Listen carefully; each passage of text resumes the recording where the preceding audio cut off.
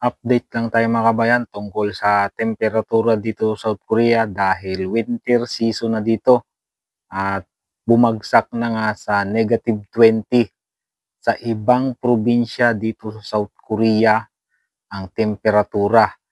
-20 na at ang mahirap pa nito, mahangin pa kasi pag humahangin parang nadudubli yung pakiramdam sa lamig.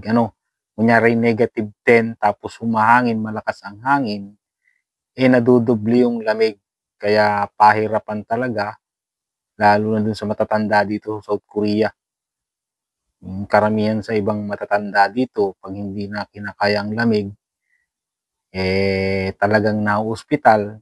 Mahirap din kapag yung lalabas ka, sobrang dulas ng kalsada dahil yung snow, tumitigas yan kapag yung katulad sa mga daan, pag naapak-apakan, lalong dumudulas, kaya mahirap.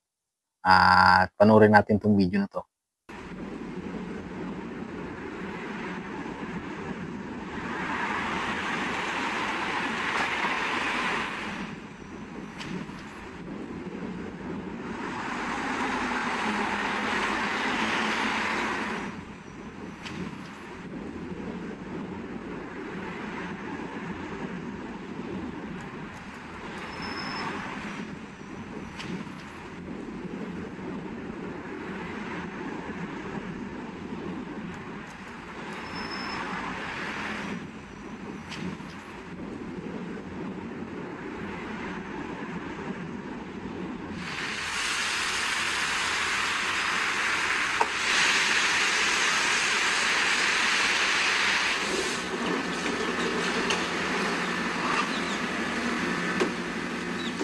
눈이 많이 오는데 진짜 나이 드신 분들은 조심하셔야지.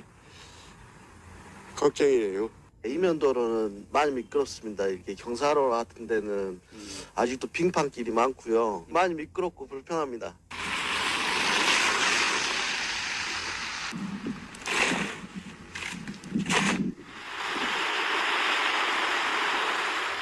지금 물 엎어서 병원을 가야 돼. 다음 주 어떨 날은 화요일 가야지.